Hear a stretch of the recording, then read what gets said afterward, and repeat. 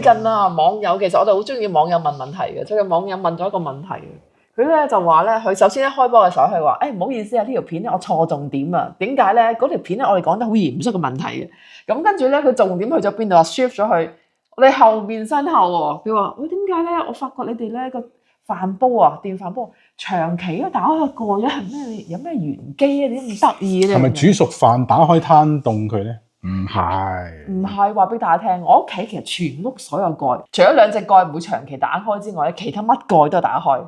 係咩咧？唔打開嘅蓋係咩咧？屎塔蓋同埋垃圾桶蓋。其他兩樣嘢咧，除咗呢兩樣嘢之外，冚唪唥蓋都打開佢。有原因嘅喎。點解？都係首先睇一睇先啦，睇下有啲咩蓋我打開晒佢咧。嗱，嚟咯，好嘛？好，嚟，首先第一樣睇下，打開呢個蓋先。你睇下我咧。呢個係我啲飯壺嚟嘅，長期係咁嘅，蓋喺上面，下面就係嗰個飯桶。然後跟住飯煲啦，呢個真係長期打開嘅又係。嗱，冇嘢㗎，打開咗。跟住然後後面呢一個 all-in-one 嘅 cooker 咧，你睇下我打開咗，我唔知擺邊好，但我都係虛開嘅，虛掩係咪？係虛掩。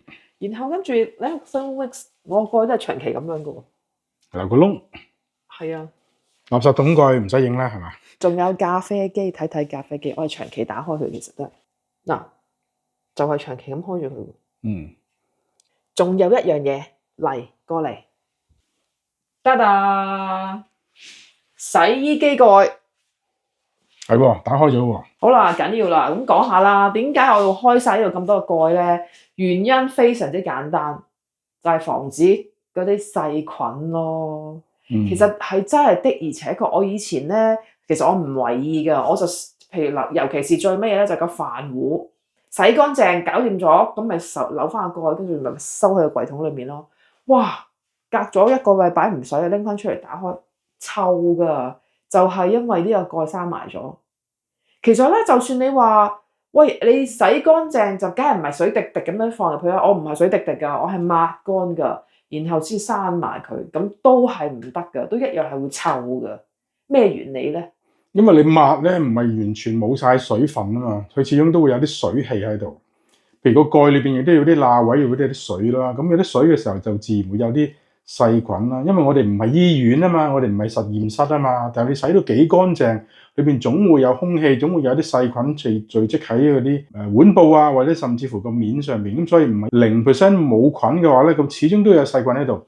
細菌有水咧，佢自然就會滋生細菌，就越嚟越生得多，咁就會有味道咯。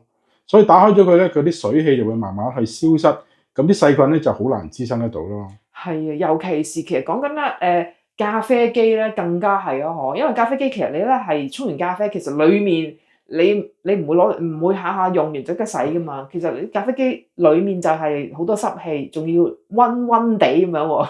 係啊，唔係發溫嘅溫喎，係暖暖地喎。咁呢一個先係細菌嘅溫床，所以咧用完咖啡機我哋一定打開佢。咁然後等佢散走啲水氣咁樣咯。再加上個 capsule 本身裏邊係有咖啡豆噶嘛，係咪磨咗嘅？有機物咯。係啦，有機物即係食物啦。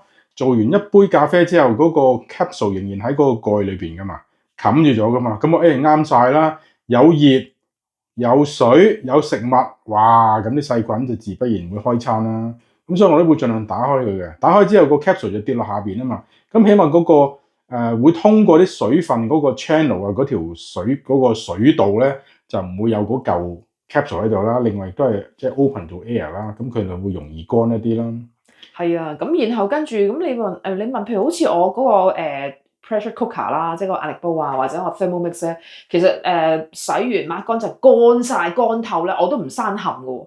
咁點解咧？都乾晒啦，冇細菌啦啩，但係我都照閂，係因為咧，其實煮完嘢食咧，佢始終有啲嘢味道，煮完咖喱啊，煮完燜完牛腩啊，其實一冚唪唥你洗到乾淨，佢都一樣會有啲味喺度嘅。其實可能係嗰個譬如嗰個嘅飯嗰個煲，即係壓力煲嘅膠邊啦，佢有一啲汁喺裏面，咁就算洗乾淨咗，都係仲有殘留嗰啲味。咁所以咧冚咗之後咧，其實係仲係會有一陣好大嘅味咯。所以我就係都會繼續打開佢，等佢散咁啲味啊，散咁啲水氣啊，就係咁嘅原因，非常之簡單。最重要咧就係洗衣機啦，我哋同大家睇一睇好唔好啊？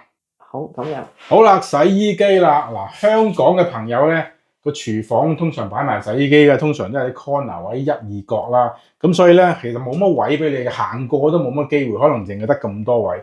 打開個蓋你過唔到啊，阻住晒。咁所以好多時候咧，為咗慳位咧，一定會閂住佢嘅。咁如果你空間容許嘅話咧，最好咧就係打開佢啦。點解啊？因為裏邊係濕噶嘛，洗完咧暖暖地啊，濕濕地啊，攞晒啲衫出嚟之後咧，仲係好多水嘅。邊啲地方有水咧？就係呢個膠邊啦，唔使講。膠邊打開佢之後咧，你睇下，嗱，唔係講笑，我哋冇事前做任何清潔工作啊，真係啱啱入嚟嘅啫。你睇下我哋呢度裏邊，哇，好乾淨，係咪乾淨啊？OK 啊，係嘛？你哋都幾乾淨嘅喎。我哋呢個洗衣機用咗幾耐啊？7年幾咯喎。係咯，嚟緊8年啦。係嘛？嗱，嗰個清潔程度幾 OK 嘅喎，係嘛？嗱，呢啲水控正常啦，個玻璃面我哋都會即係上面有塊布嚟抹一抹佢啊，咁樣啦。咁而打開咗佢嘅好處咧，就係裏邊唔會養住啲水啊，養住啲水咧，裏邊就會有菌啊。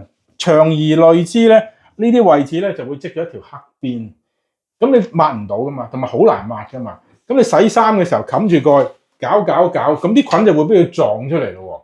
撞出嚟就走翻落件衫度，你諗下嗰件衫咪將嗰啲舊菌黐翻上去咯。你洗件衫目的係想點啊？想佢乾淨啫嘛。但係啲菌就幫你撈翻佢落去，咁你件衫始終都唔乾淨。你個洗衣機唔乾淨咧，衫就唔乾淨。咁個洗衣機多菌咧，自不然咧佢個壽命又會縮短啊，係嘛？同埋有水漬咧，嗰啲不鏽鋼膽啊嘛，話就話不鏽鋼啫，裏邊都始終有啲金屬嘅零件喺裏邊。浸得多啊，呢啲鉸位啊，呢啲全部個螺絲啊。俾水氣積得耐嘅話咧，佢就會生鏽，係嘛？生鏽之後就會好快爛咯。咁平時咧打開佢，如果空間唔夠嘅話咧，我哋就可以虛掩啦。有啲朋友咧就話，你不如整一個細細嘅鉸仔同佢勾住，咁咧就可以方便啲，就唔會彈出嚟啊，影響個鉸嘅壽命啊。咁如果空間容許嘅話咧，你咪打開大啲咧，等佢容易啲。